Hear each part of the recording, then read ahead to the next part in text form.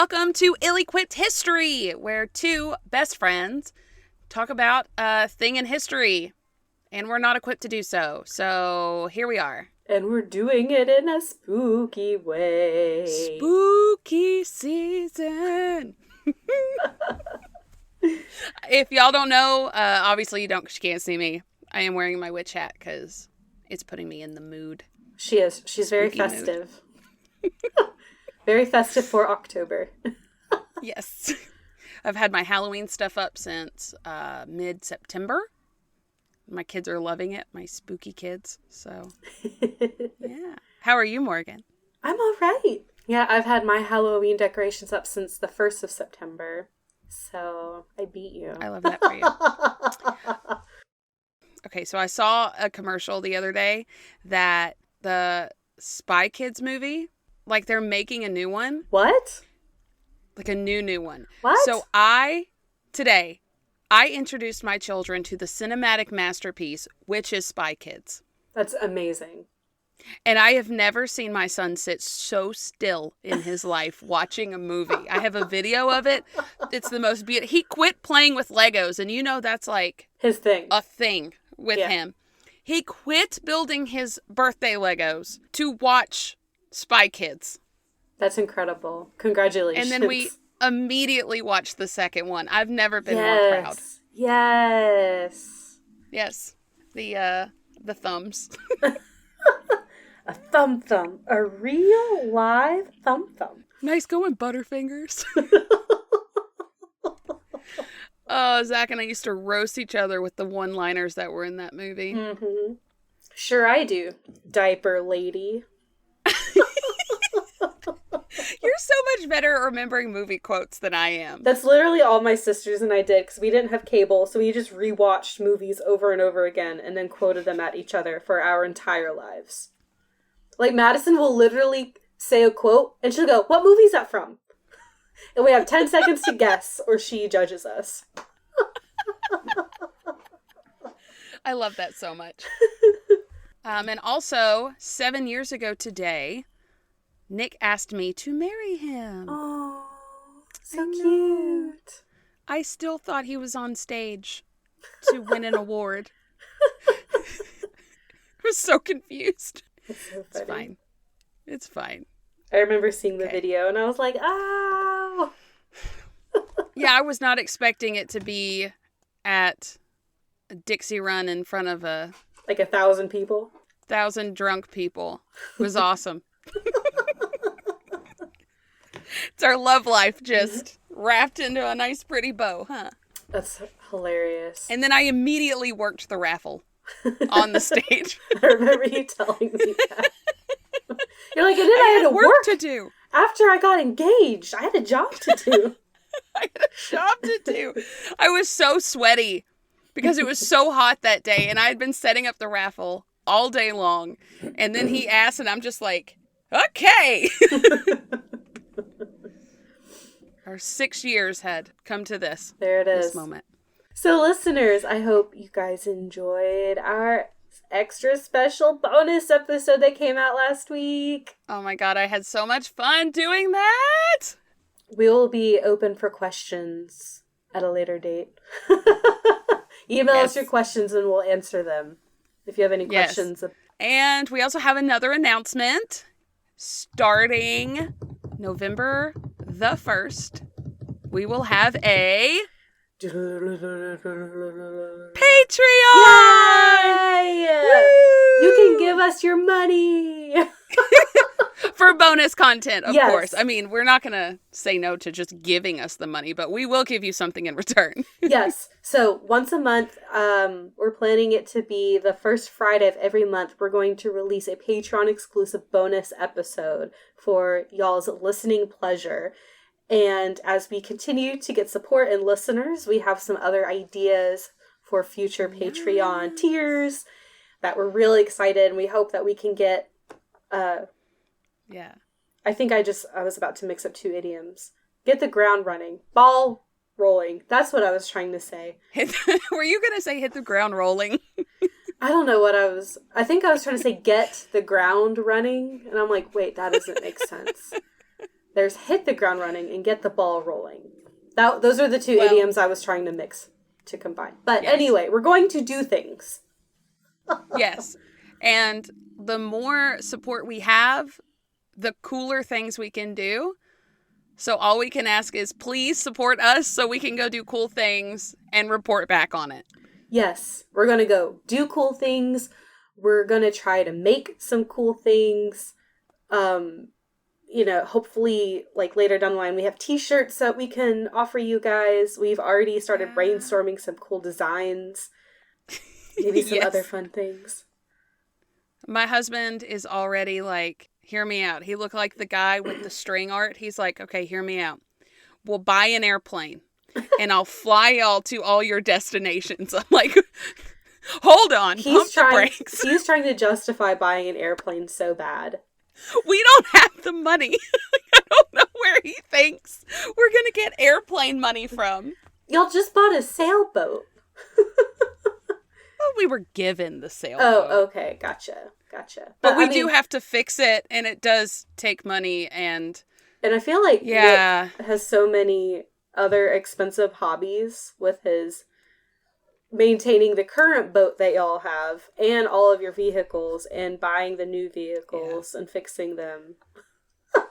I'm also the problem because every time he threatens to sell something, I turn into like a goblin and I'm like, no, my precious. You cannot sell any Jeep, any boat. I love our truck. You can't. I get mad when he starts selling trailers. I'm like, I liked that trailer. Maybe I get too attached. Well, you know that if he got an airplane, y'all would be way too attached to it. Way too attached. All right. So, do you want to go ahead and jump in after we're almost 10 minutes into recording? I hope y'all like listening to us chatter because we're not going to stop. I know, can't. Okay, yeah, let's get into spooky season. Let's do it. Spooky. An employee is locking up the historic lighthouse in St. Augustine, Florida. He is finishing up his normal routine at the top of the lighthouse when he heads down the long, dark spiral staircase. As he descends, he is stopped in his tracks by what he hears at the top. What in the world? He goes back up the stairs, thinking he somehow left a child up there. He swings the door open and finds absolutely nothing. I must be losing it. He heads back down the stairs and once again hears the giggles. But this time, it's from the bottom of the stairs. He runs down the stairs to see if he can find the girl. Nothing. He searches every nook and cranny in and around the lighthouse, but still comes up empty-handed. Panicked, he locks up the lighthouse, and as he leaves, he hears it one last time as it fades away.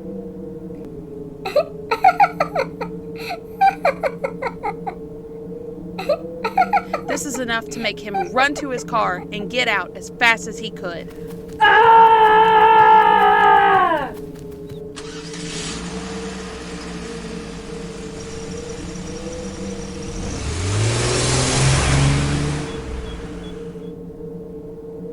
St. Augustine is not only the oldest continuously inhabited city in the United States, but it's also one of the most haunted, and for good reason.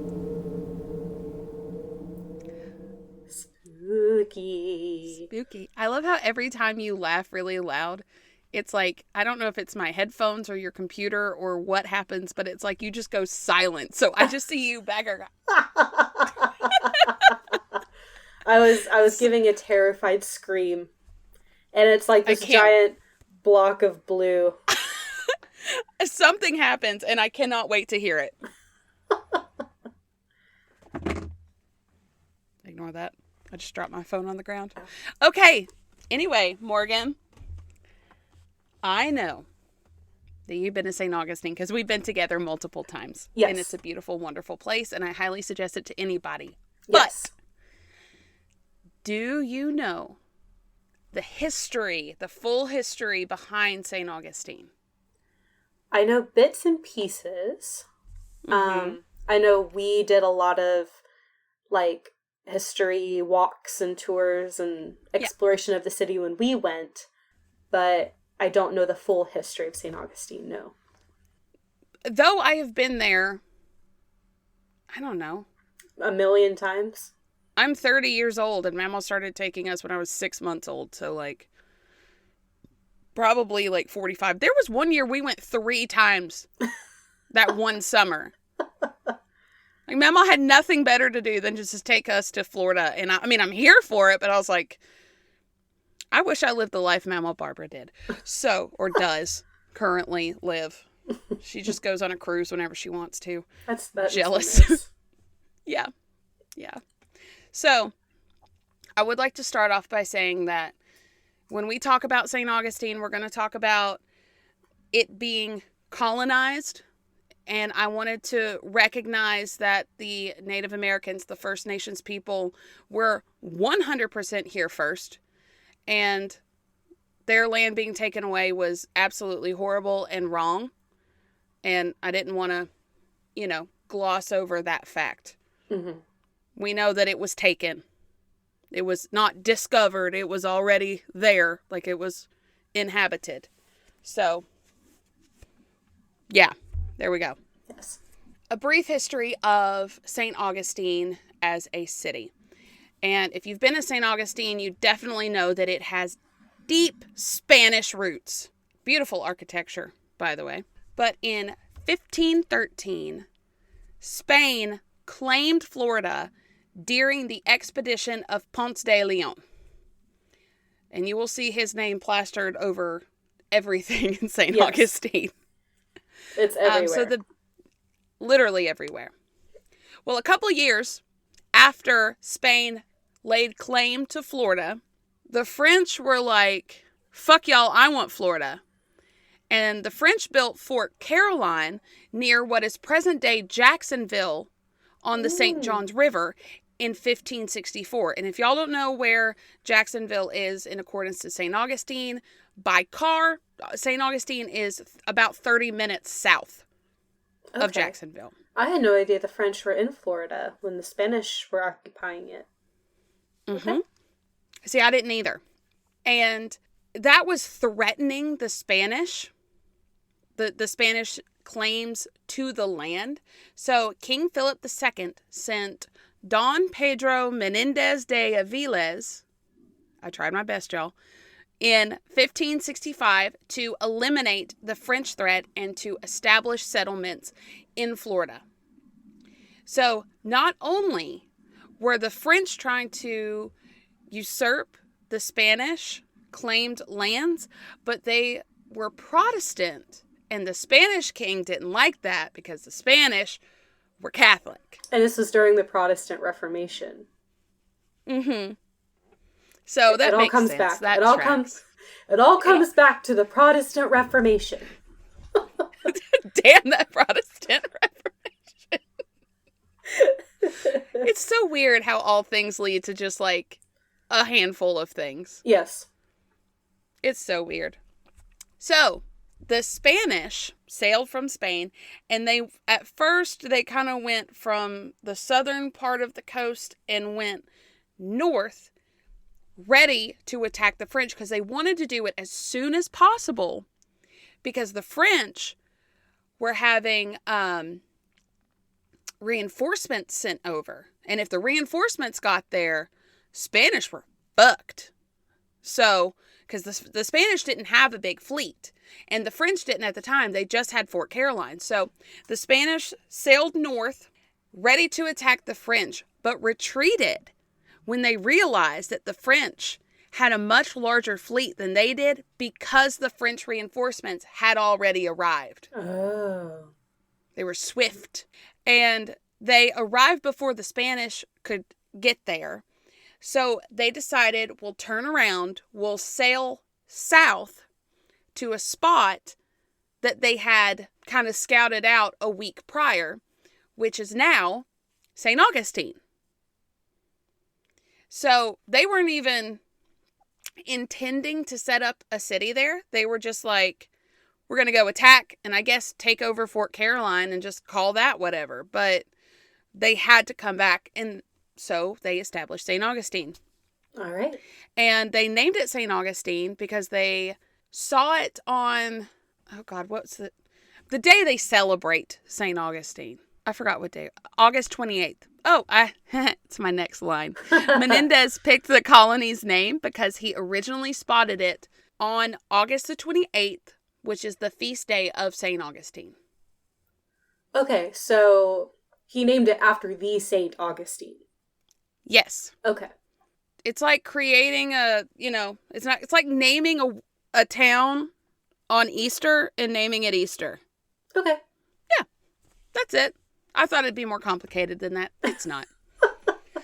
So St. Augustine had two main functions at the time. One, of course, to be a military outpost to defend Florida against the French.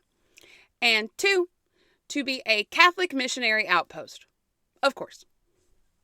Nobody expects the Spanish Inquisition. Nobody. So the French immediately sailed south to attack because they caught sight of those Spanish, and they're like, "Oh, look at that little ass fleet! I'm coming down. We're gonna get you." But Mother Nature said, "Not today, bitch," because a big ass storm came through, destroyed the whole French fleet. Oh my gosh! And the Spanish were just like kicked back on land, like, sucks to suck, dude. Cool. Mother Nature did her job for us. Yeah. It's like in the Jacobites. Yeah. Like Mother Nature was just saying, maybe not today. Yeah. Yeah. The Spanish got to thinking, and they realized that Fort Caroline wouldn't be heavily guarded this time. Most of their men were on that fleet. Mm. So the Spanish just straight up, it says march, they just walked. They just walked through the storm north. Most of the guards at Fort Caroline were asleep or just like chilling, and they were not expecting someone, an army to walk through that storm to take over the fort. So they killed most of the inhabitants. Wow. This is war. I'm sorry, guys.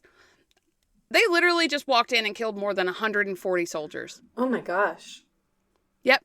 And it says most of them have been sleeping still since it was in the very early hours of the morning. Most of these men were running out. They weren't even hardly armed. They were in like their sleeping stuff and a sword. Wow.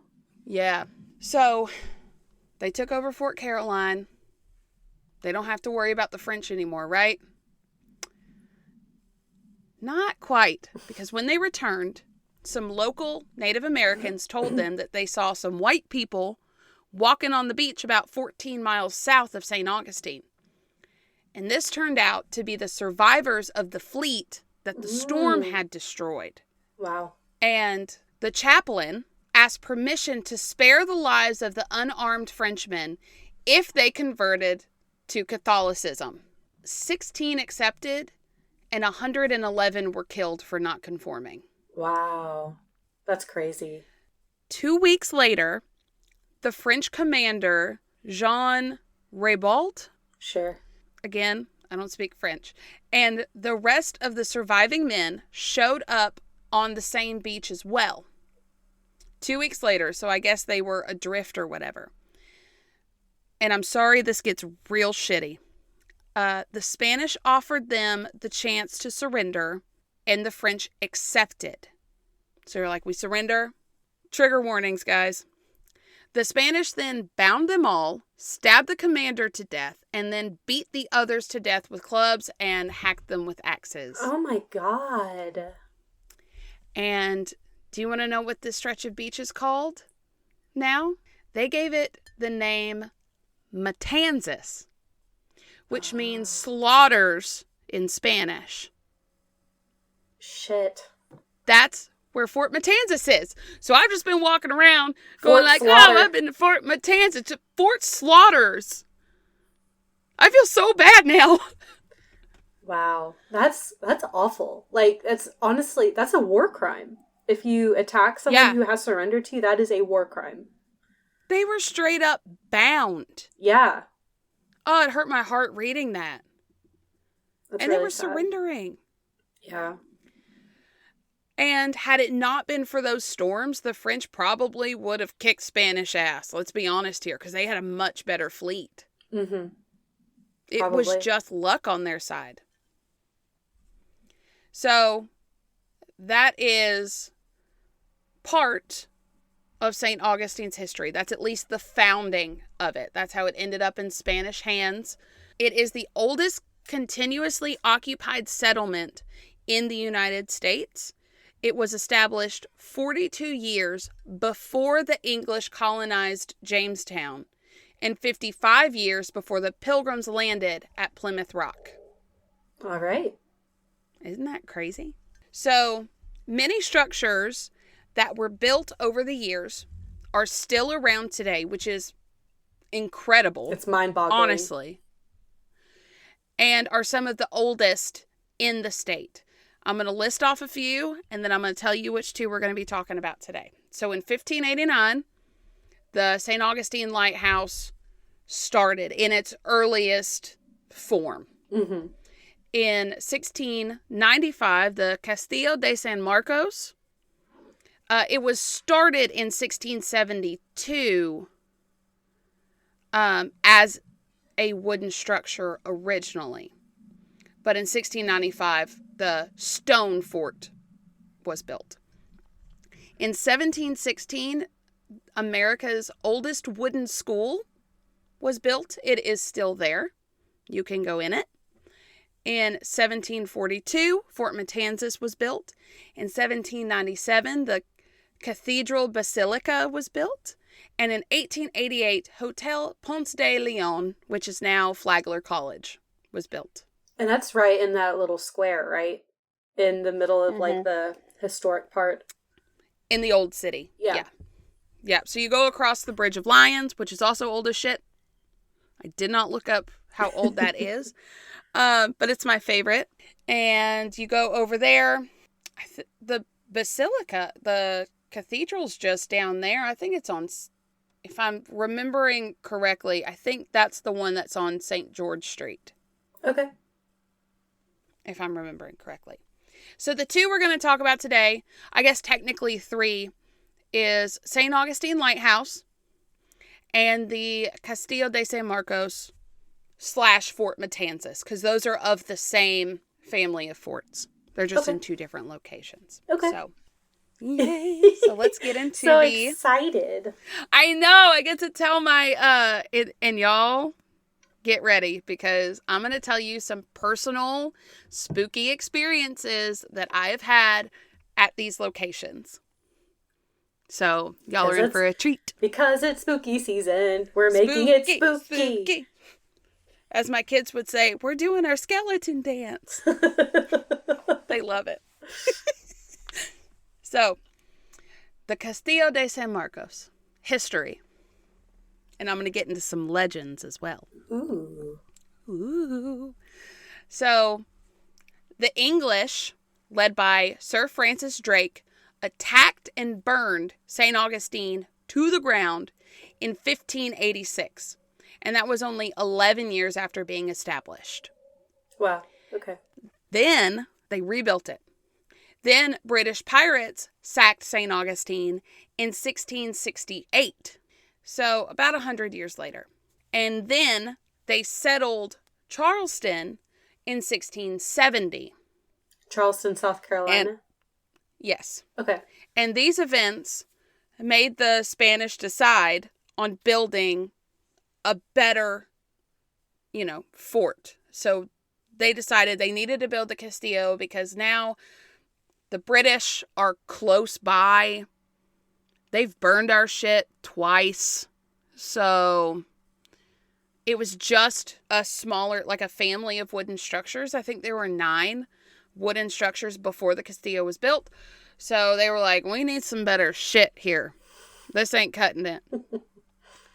So in 1672, they started building the Castillo, and they finished in 1695. So it took 23 years. Wow, that's to a really finish. long time.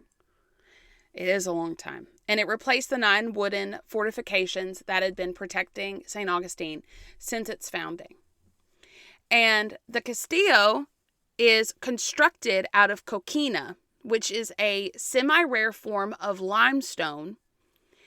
And what it looks like is a bunch of seashells that have been just squished together to make a rock. And it is naturally forming on the shores of St. Augustine and kind of in a couple other places in Florida and a very few other places around the world. It is a semi-rare material. And the Castillo and Fort Matanzas are the only 2 made of this material in the world. Very cool. And it's holding strong. Yes. You can't really... That's hard to get through. That is super hard to get through. Plus, did you know that it had like a plaster on the outside? So it wasn't always just like the coquina. The shell. And I remember that, I actually didn't even look this up. This is just from my memory. They were like, we haven't decided if we want to put the plaster back on it. Because, like, do you, when you go to restore something like that, it kind of begs a question, like, do you destroy it by taking it back to its original? Or do you just leave it how it is? I guess that's just a question for, whoever owns the property and what, like, historians say. Because either way, I think either are valid. Exactly. That's what, it's a double-edged sword here, because I think they put the plaster on it to keep erosion from happening so quickly. Yeah, because, they are little shells, and I can see how, like, the weather, especially Florida weather, would, over time, start beating away at all the tiny little shells and wearing it down. Yeah. And they somehow got a lot of intricate detail into those, like, stones, and think of all that's being just withered away over time. So, anyway, we'll move on. Okay, so the fort's commanding location on the west bank of the Matanzas Bay allows its guns to protect not only the harbor entrance, but the ground to the north against land attack. So it was very strategic. And I will post a picture of the fort. It kind of looks like a star. That's what almost like a 4-pointed star. Yeah, I'm looking at a picture of it, and it looks like a shuriken. Like a what? A ninja star. It's called a shuriken. Oh. I may not be saying it correctly. Or shuriken. I've never even heard anything close to that. I'm most definitely saying it wrong, but it is a ninja star, essentially. You're saying better than me. I'm just ninja star. That's... Do you remember that video from Judy like 15 years ago? Ninja Kid. Please tell me y'all know this video. It's so old. Did he throw like a can of Skull at someone? That wouldn't surprise me. What was it, like Redneck Ninja or something like that? Mm-hmm. We watched it when we were, gosh, it was like 2008 or something when we were watching. It's an old video. It was a rough year.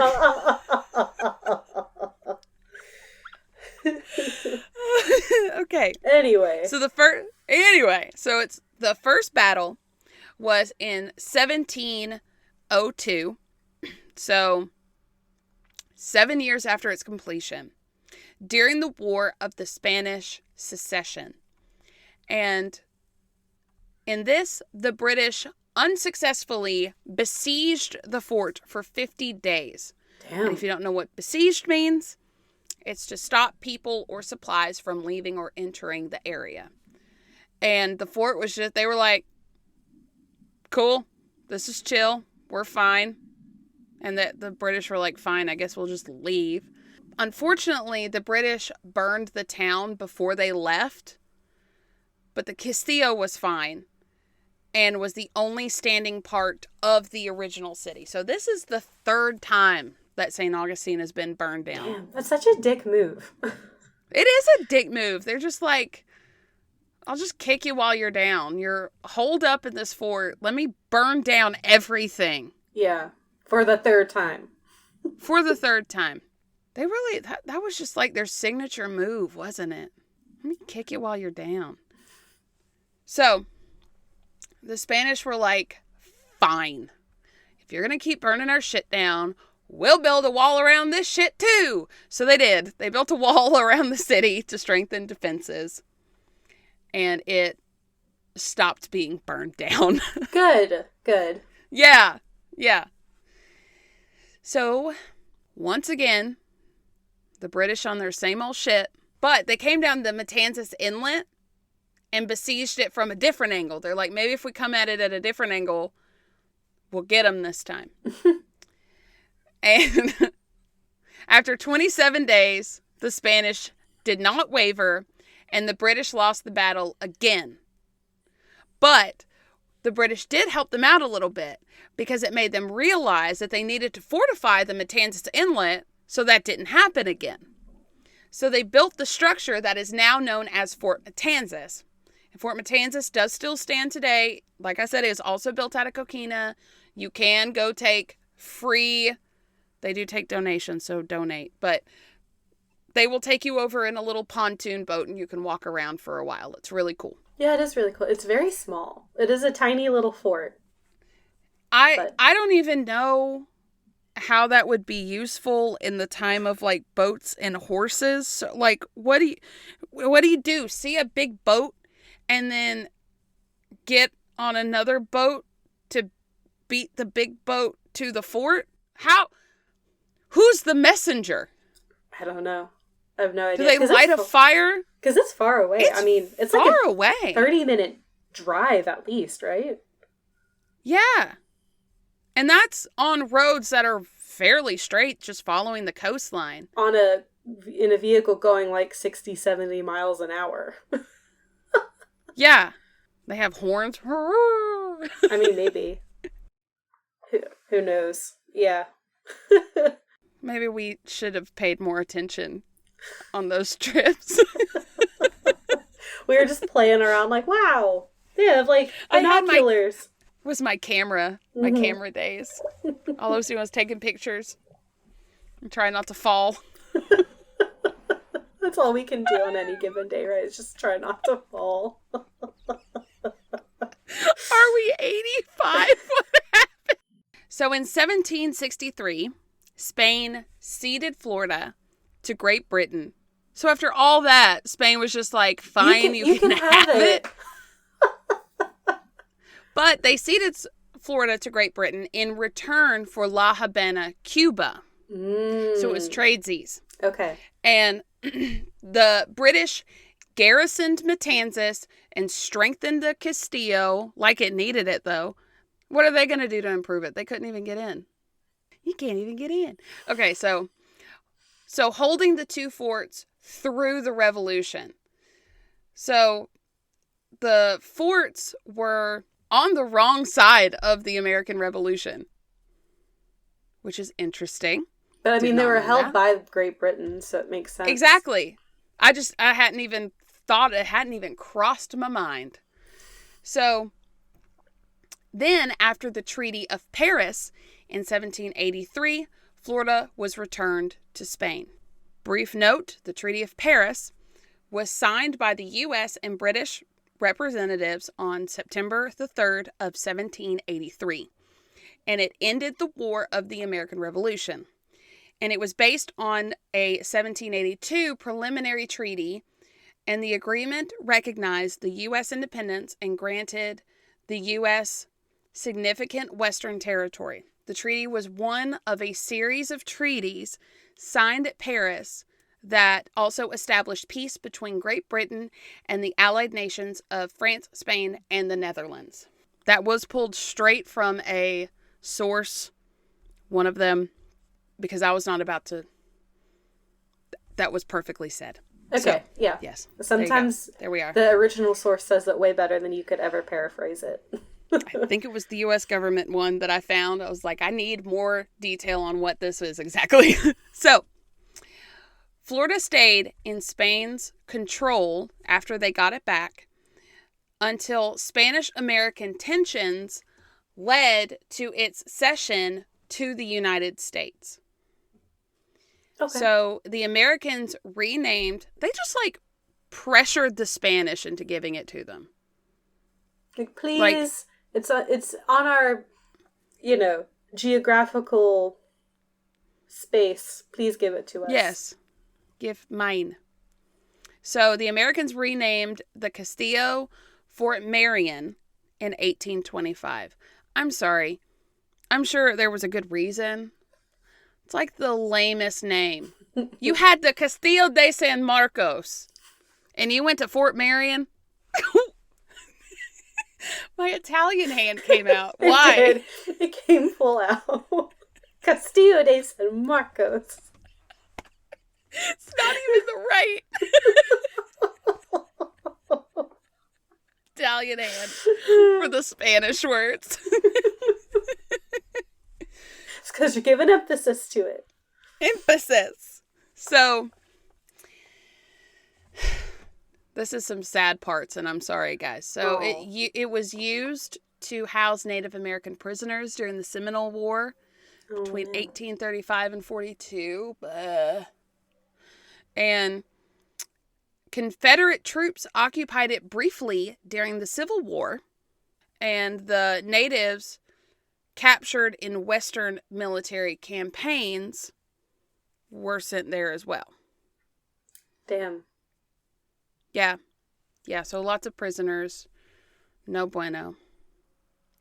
It was used as a military prison during the Spanish-American War as well. And then in 1924, Fort Marion and Fort Matanzas were named national monuments. In 1935, National Forest Service started administration of both locations. And then in 1942, the original name of Castillo de San Marcos was restored. All right. So, there we go. And that's the history. Are you ready for legends? Yes. Okay. Number 1, you might recognize this name. Osceola. Do you remember that? Yes. It sounds familiar. It's very, yeah, okay. So, Osceola was a leader of the Seminole tribe in that area. I know what you're going to say. You do? Yeah. Okay. Do you know the details of what happened to him and why I'm going to say it? It's like on the tip of my tongue. So I remember reading like the little plaque about it in front of the Castillo. But I have never heard it in such detail before, and I was like, oh, mother of God. Yeah, it's not a fun story. No, it's not a fun story. Again, trigger warnings. None of like the legends or anything are gonna be fun because we're talking about hauntings, and like most of the time they're not like it's hauntings. Hauntings are usually following tragedy. Yes. So, like I said, Osceola was the leader of the Seminole tribe. He had escaped capture before, but those motherfuckers tricked him into being captured by a false truce in 1837. So this was during the Seminole War times. Mm-hmm. Americans were in charge of the fort at the time. Yes. I didn't write that down. I just had to double check. So he was captured by a false truce and transported to the Castillo along with 200 of his men. Big bummer. He had been ill before being captured. He was suffering from malaria, tonsillitis, and abscesses. Oh, damn. So he was in a lot of pain. And Dr. Whedon was assigned to treat him, and the two became close friends. So not long after Osceola was sent to the Castillo, he was then transferred to Fort Moultrie in South Carolina, where he became somewhat of a celebrity. He was a big name. And he unfortunately died in South Carolina just 3 months after his capture due to an infection of the throat. So he died of natural causes. And Dr. Whedon had continued to treat him even though he was in South Carolina. So he made the extra effort because they were friends, right? This is the weirdest friendship. Fuck. Dr. Whedon really liked Osceola.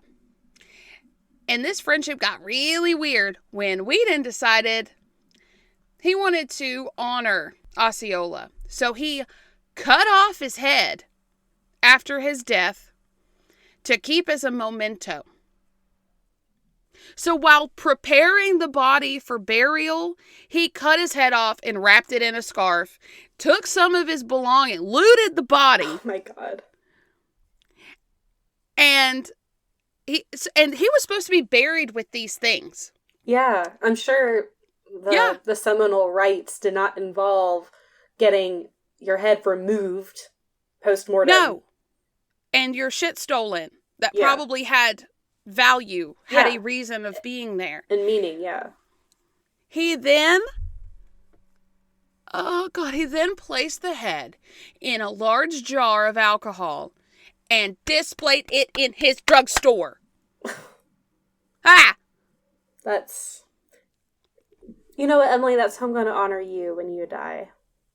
Please. I'm going to cut off your head and then put it in a jar for all to see. Can you make sure I'm smiling? Oh, God. I want to make sure your eyes are as wide open as possible. Then attach a string to your mouth so I can make it look like you're talking. Oh, my God. Please have conversations with me over dinner. Just la la la la la like a puppet.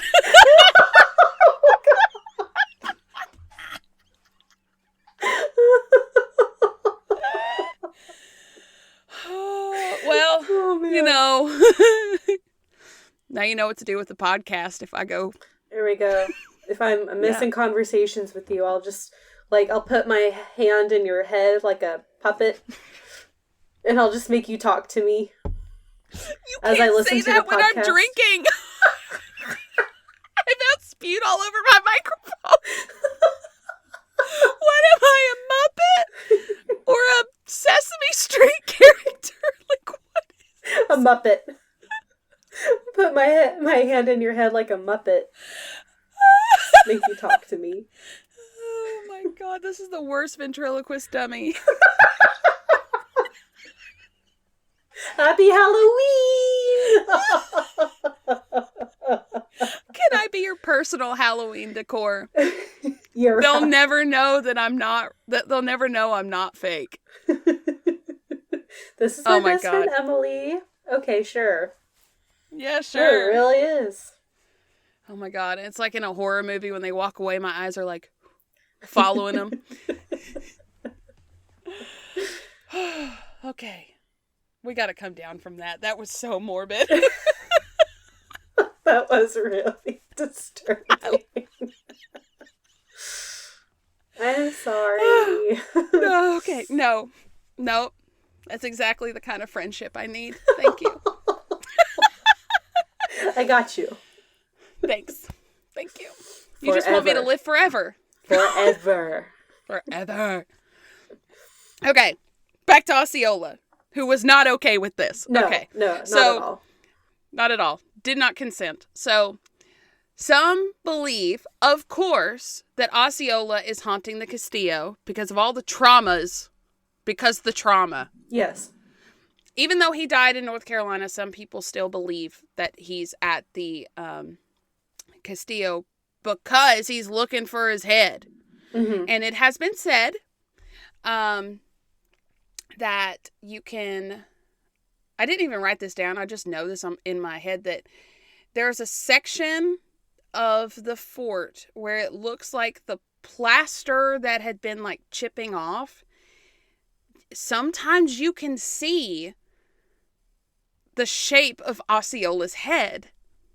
And it's really weird. It's very spooky. But you can kind of see it. Yeah. And so some people claim to see unexplained shadows walking around. Some claim to see a headless apparition. And some experience unexplained drops in temperature, chills, hearing disembodied voices. And to be devil's advocate, that could technically be any of the people that died or were imprisoned there. That's very true. But it does kind of make for a more interesting, spooky story if you say it's from Osceola specifically. Yeah. It's like he's coming back for vengeance a little bit. Yeah. Yeah, and I mean, you cut my head off without consent. I'd be coming back for vengeance. Mm-hmm. At least I know I have consent. Yep, you do. 100%. I mean, Nick might not like it, but at least he could come talk to me. Yeah. I'm sorry. I'm really making light of this really horrible situation. It's my defense mechanism. I'm sorry. Same. That's all I could do to keep sanity while reading these things. And I know Osceola was a real person, and that was so disrespectful what happened to him. Yes. I can't imagine, his family knowing that. He's on display at a fucking drugstore. Words really just can't describe how depraved that is. Yeah. Yeah. Horrible. And the next one I have titled is just WTF. So in 1984, not 1984, this had to be 1884. Stand by. That doesn't seem right. It was 1784. Jesus Christ. That's really funny. 200, just a 200-year difference. No big deal. I'll get it together. In 1784, Colonel Garcia Marti and his young wife Dolores came to St. Augustine to start a new life. Garcia was assigned an assistant named Captain Manuel Abella. So Dolores didn't feel loved by her husband, so you know what she did next. Mm-hmm. She sought affection from the new assistant. And apparently, during a meeting, Colonel Garcia smelled his wife's perfume on Manuel while shaking his hand and knew that there was an affair. Oh, shit. By the next day, Dolores and Abella were nowhere to be found. Uh-oh. Mm-hmm. Garcia said that she had become ill and was moving back to Spain to live with her family, and that Abella was sent to Cuba on a special assignment. Doubt. Red flags. Yeah, no. Red flags. Waving. Heavily doubt it. Everyone thought it was strange, but they didn't question it further. I mean, what else can you do? Yeah. Legend states that years later, a lieutenant discovered a false wall in the dungeon of the Castillo, and upon opening it, 2 skeletons were found chained to the wall. Ooh. And they realized it was the missing Dolores and Manuel. Oh, shit. And the hauntings associated with it, it is said that you can smell her perfume, or you have feelings of being watched. Ugh. That's pretty much just all. Okay. Those Whatever. are... But. Okay. Yeah. But, as a practical person, I have thoughts on this. For one, I can't find any sources that aren't ghost hunter style sites. Mm-hmm. So that's a big glaring red flag right there. I need historically accurate, not that ghost hunter style sites aren't reliable or they aren't, there aren't truth in them. It's just, where's the physical documentation of this happening? Right. Also, how the fuck would no one else notice that a wall is now smaller in one night in a dungeon? On at least 300-year-old fort. Yeah. I don't think he just got a bunch of coquina and just made a new wall. No, I don't think he did. So I'm not putting a lot of stock into that one, but it is a very spooky legend. It's very spooky. Very spooky. It gave me the spooks. The spooks. And then there is another. There's another legend. Sorry, the spooks. Spooks. So, one source, and this is from another ghost hunter style site, but this is a personal account that I found. So one source states that at night, some people were taking pictures on top of the fort, and you'll see how it's kind of set up. There's like a walkway up there, looking down over the edge. And they saw someone walking across the drawbridge, and this was at night. And they were like, oh, well, someone's going to walk in. Let's wait until they've come all the way through until we take pictures so we don't get them in the picture. The person never came through. Ooh. Disappeared. So the man was just gone. And then they realized they had seen an apparition. And it turns out that many people have reported seeing this person walk across a drawbridge. But never come out the other side. Ooh, spooky. I know. Okay. Now are y'all ready for... I literally have spooky in all caps and my experience. Spooky. Spooky. So, y'all ready for my experiences at the fort? Let's hear it. It's not as crazy as the next one we're going to talk about. But, so, in 2015, and I did talk to Lou about this to confirm that I was not making this up. So, in 2015, Lou and I, it was the year that it was just the two of us that went. We looked like a really nice couple on a honeymoon. Yeah. We were just two friends. So we were on a ghost tour, and we're walking around the grounds outside the fort. They're telling us all the things. I'm rapid fire taking pictures of the fort because that's, at least in my head, the best way to do it because whatever. So I'm taking pictures at random, basically holding this button down. And we're talking like a 2015 iPhone. So that's the technology I had. So we stopped and we were chatting and I was flipping through some of the pictures while we were sitting there. And I found one that looked kind of funny. And I clicked on it and I opened it up. And half the camera was covered in like a mist almost. And it had the vague shape to me of a woman in big skirts. Ooh. Lou remembers it looking more like a monk or robes. Okay. I thought it looked more like a woman. She thought it looked more like big robes. Okay. Both would make sense.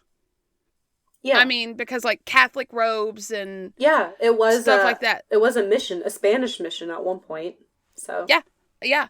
So the pictures, and I did compared the picture before that, just looked like a picture of the fort at night. The picture after that just looked like a picture of the fort at night. So it was just that one that was like smoky weird. And I would love to post the picture of it, but I'm clumsy as fuck and I broke that phone. Oh. And I no longer have it.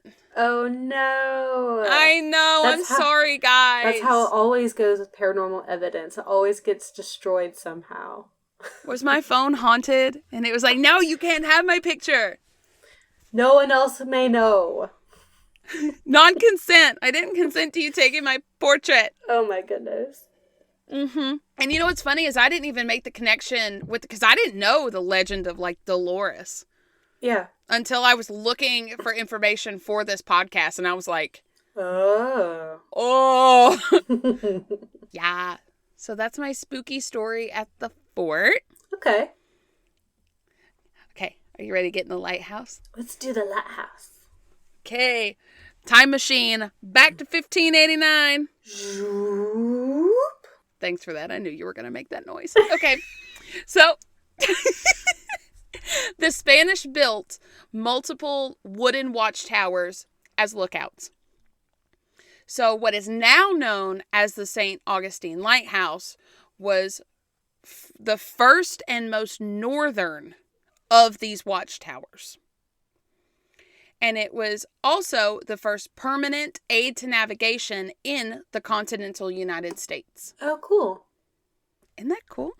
Very cool. So, in 1737, the wooden watchtower was torn down and a new structure was built out of coquina. It remained like that until after the 7 Years' War between 1756 and 1763, when the British defeated the Spanish and took over the island. Now, if y'all don't know, the lighthouse technically sits on a small island that's connected to St. Augustine called Anastasia Island. So when I say island, just know that the only thing that really makes it an island is the fact that it's got like the inlet on one side, the ocean's on the other, and you have to go over like a bridge to get to technically St. Augustine. It's all like the same thing. Mm-hmm. So the British added 30 feet of wooden structure to the top of the watchtower and added a signal fire, making it the first iteration of a lighthouse. So at first it was just a watchtower, and then they added the 30 feet and fire to make it a lighthouse. In 1783, about 50 years later, about 20 years later, the British lost to the Americans, and the lighthouse, like I said before, was briefly returned to the Spanish along with all of Florida in the Treaty of Paris. Little changed during this time, and the Americans took control of the lighthouse again in 1824, and it was then deemed the first American lighthouse. So, during the Civil War, Confederate sympathizers sabotaged the lighthouse in order to block Union shipping. It remained non-functioning until after the war was over in 1867. And at this point, the sea level was rising, and they had to tear down the original structure at the original location and move it more inland. Okay. Thus, the current lighthouse was being built between 1871 and 1874. Okay. And it stands 165 feet tall and has 219 steps. And if you are not in shape, those suck. Yeah. They're very steep and narrow. And they just go and windy. Yes, I was just doing the motion with my hand. Very windy. And only like 3 windows. Yeah. Do you remember, like, we would stop at those windows and stick our heads out just for a breeze? Yeah. Yeah, there's no AC in the lighthouse. No. So it continued to be maintained and upgraded until 1980. So in 1955, the lighthouse became fully automated, eliminating the role of lighthouse keeper. Mm-hmm. In its place, they put a position called the lamplighter. Oh, So I guess someone that went and just like flipped the switch. that's such a cute name, though. I know. Lamplighter. Hi, I'm the lamplighter. I'm the lamplighter. And that, it didn't require people to live on site. So they rented out the big house. How freaking cool would it be to be like, oh, I'm just renting the lighthouse house? I was just thinking the lighthouse house. Yeah, The no. lighthouse house. And I'm looking at this black and white picture, and it's a beautiful house. Oh my God. It's gorgeous. So in the 1970s, after being vacant for many years, so people rented it for a while, but in the 70s, it had sat vacant for a long time. The house burned down mysteriously. Mm. And it completely gutted the home. Oh, wow. So St. Johns County, which is the county that St. Augustine's in, bought the shell of the building that with the intention, excuse me, the disrespect, of tearing it down for safety reasons and to build condominiums. No. Yeah, fuck off. But that's one thing Florida does not need more of. It's condominiums. Oh, seriously. But a group of 16 women in the all-volunteer Junior Service League of St. Augustine stepped in, raised $1.2 million over the next 15 years to restore and renovate the Keeper's House, Aww. which is a nicer name than the Lighthouse House. Yes. The Keeper's House. Aww. And they restored the Lighthouse Tower and the original Fresnel lens, which I think it was a feat never before accomplished, fixing that kind of a lens. Wow. And because I think it was like handmade in France. Okay. If I remember correctly. And only the basement of the house is original. But they if you look at the pictures, they look almost identical on the outside. So they built it to how it looked before. Yeah. Which is super cool. The building was then added to the National Register of Historic Places with the help of a local historian, writer, and longtime lighthouse advocate, Karen Harvey. And the museum opened in 1994, full-time, and has been open ever since. It's almost as old as me and you. Hey. Yeah. Hey. Okay. Are you ready for a tragedy? I may know what tragedy you're speaking of, because I do know a little bit about the history of the lighthouse. Okay. Another trigger warning, y'all. This one involves kids. So just, if you don't want to hear it, okay, hit that skip 30 seconds until you hear spooky stuff, okay? Mm-hmm. Okay. So, Hezekiah Petit came to oversee the building of the current lighthouse structure. He lived on site with his wife and children, Mary Adelaide, Eliza, Edward, and Carrie. There was a railroad cart that would bring supplies from the dock to the building site, and the children would often ride this down to the water because that's what kids do. Yeah, it's like a roller coaster. It's a roller coaster. That nice roller coaster.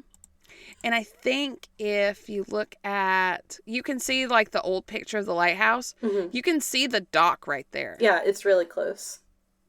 It's close, yeah. So on July 10th of 1873, 15-year-old Mary, 13-year-old Eliza, 4-year-old Carrie, and an unknown African-American girl who was 10 rode the cart down to the water's edge. Unfortunately, the piece of wood that kept the cart from going into the water wasn't there, and the cart flipped into the water upside down. A worker was close by, but by the time he could get to the girls, 3 of them had drowned, and only 4-year-old Carrie survived, which is literally heart-wrenching. Yeah, I cannot imagine. The shivers I have all down. I know. My body, yeah. It's so sad. My heart hurts. Oh my God. So the construction site and the town shut down for the next few days to hold the funeral service. The Petit girls were laid to rest in their home state of Maine, and no one knows where the unknown girl is buried or even what her name is. So that's also really sad. It sucks. I hate this. So, hauntings associated with the girls. Now remember, the only original part of the main house is the basement. So, apparently it's not uncommon for psychics to contact the staff of the lighthouse and just to tell them random things. And one told them that the name of the young African-American girl was either Ellie or Eleanor. So I guess she felt that. Okay. Don't know. And it's also been reported that they like to play hide and seek and other games with visitors of the lighthouse. So I got some really cool stories about this one. So One night, a staff member was closing up the lighthouse tower by himself, and this is our opening skit. He heard giggling at the top of the tower, so he went up to make sure he didn't leave anyone up there. When he reached the top, no one was there. On his way back down, he heard the giggling from the bottom, and once he reached the bottom, there was no one there. Spooky. Spooky. So, a woman on one of their ghost tours was standing at the bottom of the metal staircase, about to ascend the stairs. When she went to take her first step, she found that her shoelace had been tied to the staircase.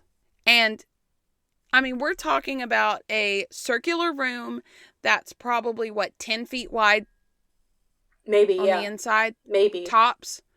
And there's nowhere to hide. It's not like a person could be hiding under the stairs. You can see through the stairs. They're like just metal slotted stairs. Yeah, there's no hiding. There's nowhere to hide in that room. It's completely open. Nowhere. So yeah, that's spooky, huh? It's very spooky. Ooh.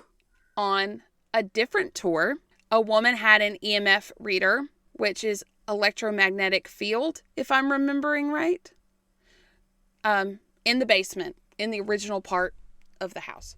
So she asked the spirits of the girls if they wanted to play hide and seek, and the meter immediately spiked. The woman searched the basement, and the meter finally spiked again under the metal stairs. Oh. She exclaimed that she had found them and asked if they wanted to play again. The meter spiked again, and they did the same thing. She walked around looking for them. It spiked again next to the children's play table. And then another group came downstairs and the readings stopped. Yeah. Aww. I know. Aww, they're playing. I know. So, also, this one trips me out. So, many years ago, in the middle of the day, a guest was exploring the maritime hammock trails, which are beautiful, by the way. They're like walking trails, lots of tropical style plants, and they've got information and stuff like that. And she came across a young girl in Victorian clothing sitting on a bench and reading a book. She began to ask the girl a question, but another group walked by and distracted the woman for a second. And when she looked back, the girl was gone. Spooky. So spooky. So in another ghost tour, a woman approached another woman to compliment her on her daughter's behavior on the tour. The woman then stated she didn't have a daughter. Then the first woman explained that there had been a girl standing next to her for most of the evening. There had been no children on the tour that night. Oh my God. I know! Oh, man. Okay. Other hauntings. So, the man is a tall shadow person who is associated with the smell of cigars and wears a blue jacket and a mariner's cap. He is often seen walking his route up and down the spiral staircase or seen from the catwalk at the top of the lighthouse. So he was a keeper at some point. He was a keeper. So because of his thin, tall frame, some believe he is the ghost of William Russell, a lighthouse keeper from the 1850s. Others think it could be Joseph Andrew, who fell from the scaffolding in 1859 while repainting the lighthouse. And then we have the woman on the catwalk. Sounds so scary. So Maria Mestre de los Dolores. Ooh, we have another Dolores. I didn't even think of that. That's weird. Was the first woman. She's already a badass. She was the first woman to serve in the United States Coast Guard in 1859 and also became the first Hispanic American woman to command a federal shore installation. Hell yeah. The lighthouse. Hell yeah. Go Maria. She was the wife of Joseph Andrew And she took over after he died from falling off the scaffolding, and was known to look over the catwalk to where her husband had fallen to his death. Aww. Which is very sad. Aww. This is all making me so sad. I know. I'm sorry. I'm not used to having sad ones. It's your turn now. No. So, a local leather craftsman in the 1960s rented the house, the keeper's house, and claimed that he woke up to a girl standing by his bed. And when he blinked at her, she disappeared. Oh my God, no. I would die on the spot. Just be like, no, thank you. My soul has left my body and has joined the little girl. Nope. So then there was a lighthouse keeper named James Pippin, and he was the last keeper to live in the light station, and that was the keeper's house. So he heard footsteps upstairs multiple times, and shortly after moving into the house, he moved out of the house and into a smaller coastal lookout building that had been built in 1941, stating that, quote, that big house was haunted and he would not stay another night in it. Don't blame him. Don't blame him. Okay, are you ready for the grand finale? I've been waiting for my it. Story. I've been waiting for it this entire time. Okay, listen. I'll tell y'all the full story. If you promise not to come at me, I was 7 when this happened. I'm telling you my experience. Okay? She almost didn't want to. She texted me. She's like, should I tell the whole story? And I was like, do what you feel comfortable with. I thought about cutting it off, but I trust y'all, our friends, listeners. Don't come at me when shit gets weird, because it gets weird. Okay? I'll defend you. Thank you. So my brother and I think my mama and uncle were in Florida on one of our many trips to St. Augustine. And I was about 7 years old. And we went to the lighthouse knowing that it was going to be closed because the sun was down, and we were like, well, we could just walk around the grounds. This was 2000 at the earliest. So we're walking around just kind of looking, and I think Zach pissed me off or something, so I kind of wandered off on my own. Not surprising at all. Thanks, brother. And this is all your fault. I'm just kidding.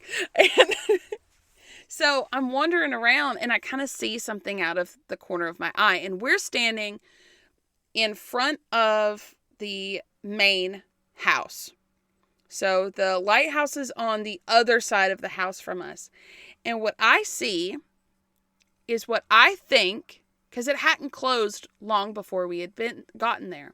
What I see is what I think is an employee walking around the main house to my left and walking towards me with a light. I'm expecting a guy to be like, y'all can't be here, because it looked like a full-ass dude. And so I'm just like chilling, waiting to be told we need to leave or whatever. And I'm looking around, and I look back at him, and he's closer, and he's walking holding an old-timey lantern. And that's red flag number 1, because who in late 90s, early 2000s uses an old-timey lantern unironically? Yeah, or not. Without a costume involved. Exactly. Yes. So I'm like, well, that's kind of weird. And he gets a little closer, and he's not really seeming to recognize that I'm there. He's just kind of doing whatever he's doing. He's just walking. And I'm like, well, that's kind of weird. And the closer he gets, the worse I feel about this.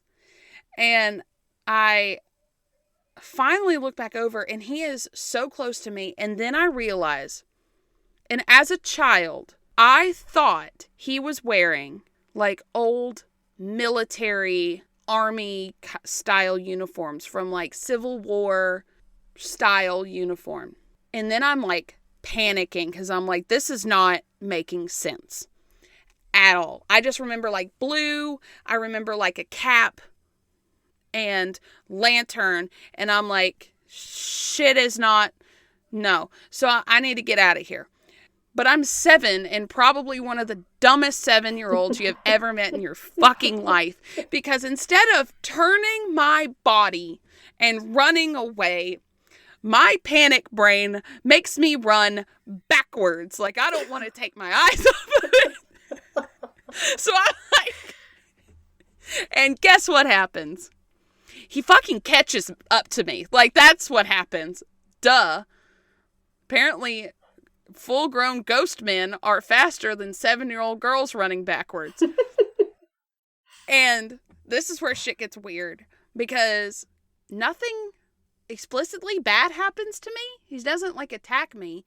He just continues walking, which means I'm in his path, and this motherfucker walks through me. And when I tell you that I saw a kaleidoscope in my eyes, blacked out for a second, opened my eyes laying on the ground, that's exactly what happened. I mean, literally, I saw bright colors, woke up on the ground to my brother being like, the fuck are you doing? Obviously not at like 8, he wasn't saying the fuck, but... Yeah. I can just imagine his voice going, what are you doing? What are you doing? Like, seriously, that's what happened. I think he was the only person that I told, and then we never talked about it again until, like, I am a 30-year-old adult now talking about it for, like, the first time. And I've told a few people now. But going back to what my brain thought it was, I thought it was, because of my very limited knowledge, I thought it was like a Civil War soldier. Mm-hmm. When we went back and toured the museum again, Morgan, I realized that's just a mariner's uniform. They had the cute little hats and like the uniforms. And I'm thinking, if it was something, if my 7-year-old brain didn't just hallucinate very vividly on something like that, it must have been one of these, like William Russell or James Andrew, who have been reported to just be doing their duties after death, because he didn't even seem to recognize that I was there. He was just walking. Literally walking with a lantern, and he didn't acknowledge my existence. And I'm just like, still like, oh God. It's very spooky. Well, thank you for being brave and sharing your spooky story. You're welcome. And y'all, please tell us your scary stories. I want to hear them. I don't want to feel alone in this shit that I've experienced in my life. Share them. Tell us. You can email them if you're not comfortable, like, putting them on social media. We will not share them with the world unless you want us to, like, read your story or something, and we can keep your name out of it or whatever. But, like, tell us. Tell us all the things. Yes. We love hearing from you. Yes. Speaking of which, are you, was that the last of it? Or did you have more to tell? That was it. That was very spooky. But when you were saying, you know, that we did have some people who are listeners who emailed us that we want to shout out. We'll only use first names because I know privacy is important. Thank you to Kimberly, Sean, and Chris, or Christopher, for reaching out and emailing us. I know the first two was a long time ago, but we read your emails and we appreciate you guys emailing us, and thank y'all so much for being listeners. It makes us, like, literally explode with happiness. And I mean literally. Yes. Not figuratively, like, literally explode. Every time we get, like, an email or, like, a really nice comment, we're immediately, like, screenshotting, texting each other, like, oh my God, someone loves us. I feel like fireworks are going off in my chest. I'm so excited. Yeah. So, thank you guys. It may take us a while to see it because it's on the ill-equipped Gmail. It's not connected to my phone, so I just usually happen upon it. Oh. I'm like, there's an email. Horrible. I am one of those chaotic people that has like probably 100,000 emails I haven't opened between No. like 4 different email accounts. No. And I'm sorry that I am like this. I do try really hard for the ill-equipped one. I want to keep that one clear of my shenanigans, but my personal ones, dear God, I don't think it helps that I get like 4 or 5 emails a day from my daughter's school. Oh, like gosh. a day. That's crazy. Yeah. Yeah. They need to chill. Well, thank you, Emily, for sharing that very fascinating history and spooky stories of St. Augustine. You're welcome. It's only my favorite city in the world, so if I were to ever disappear, just know that I'm there. Okay. Yeah, you can find me there. Yeah. Easy peasy. I can figure it out. Yeah. I've been there, 2 or 3 times? At least twice with me. Yeah. No, more than that. Because I think we went in high school. No, I didn't go with you guys in high school. No, but you were there when Zach and I were about to get in a knockdown drag out over Uno. Maybe. When Lou came to. Yes, I remember that. Yeah. Yeah, we were fighting on the balcony of the condo. Because it was, well, I think it was 3 times, because was that the same trip that your son was there, or was that a different one? Yes. Okay. Yes. And I don't understand how Zach won like 3 games in a row. I swear to God he was cheating. It doesn't make sense. Uno and Monopoly will tear families apart. But you're really good at Monopoly, so you've won every single game I've ever played with you. No one wants to play with me anymore. It's not my fault that I keep winning. There was one time, it was an ex of mine, the 3 of us were playing Monopoly. And like, I'm competitive, but I'm also like, it's a game. Like, I will play being mad. I'll fake being angry, but it's not serious. I'm just joking I will around. shit talk like everyone else while I'm losing. Like, yeah. And I'm like, oh, how dare you?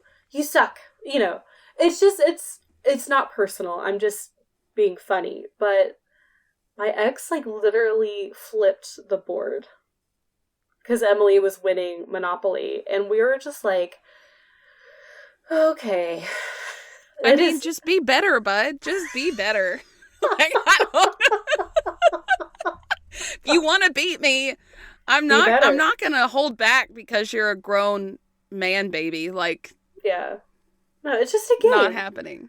Yeah, is it frustrating to lose? Sure, but it's just a board game. That's all. One that you're losing. Mm-hmm. So get over it. I also lost. Like, listen, do you know that's about the only thing I'm good at? So, like, let me have it. Yeah, you can have Monopoly. That's fine. Thanks. Oh gosh. All right. We have some more announcements to make. Yes. Do we? We already said about the Patreon. Yeah, we talked about the Patreon in the bonus episodes. Was there more? Emily has to check her list because we're both forgetful bitches. Whatever this was gonna be is lost to the ether. It's just the dash. I wrote nothing.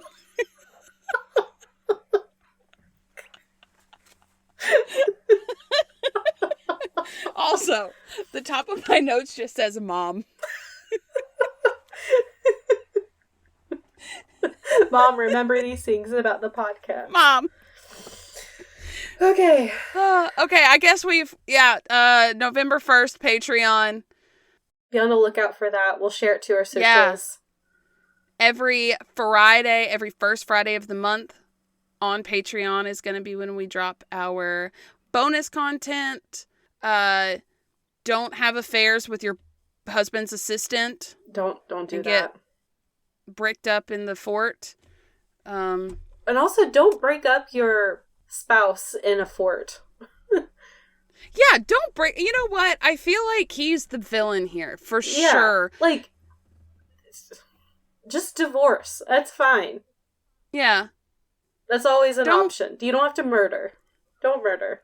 And if you couldn't besiege a fort the first time, just don't. It's really Don't funny. stop burning down cities. That will come up in my episode next week. Because we are connected forevermore.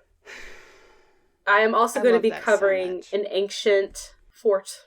Well, it's not a fort, but it's been used defensively in military campaigns. And it's the most besieged castle in Europe, I believe. Nice. So there's got a connection there, and has some ghost stories attached to it. So I have a little fun side story, and I'm really proud of myself, my little history buff brain. Okay. So our friend's dad was at my in-laws yesterday, and he was talking about him and his wife's adventures in the UP, Upper Peninsula of Michigan. Okay. And apparently they went to Mackinac Island, and I was like, isn't that the one that had like the fort and all the soldiers on, and now it's really haunted? And he was like, what? And I was like, hold on, let me Google it. It was like in the 1700s. There were like 1,200 soldiers there. And I'm like, why do I know that? Because he got a little like, history brain. It's like, there is a fort there. And I was like, yes. I'm just laughing at, isn't that the one with the fort and the soldiers? And he was like, what? It's like, there was like a military outpost there. You're going to have to be more specific. They were everywhere. Yeah. But I had it. You did it. Yay. I'm so proud of you. Thank y'all. Okay, we are at over an hour and 30 minutes. So do you want to? Yeah, let's wrap this up. Yeah, let's wrap it up. Okay. We'll see you next week. Okay, bye. Okay, bye.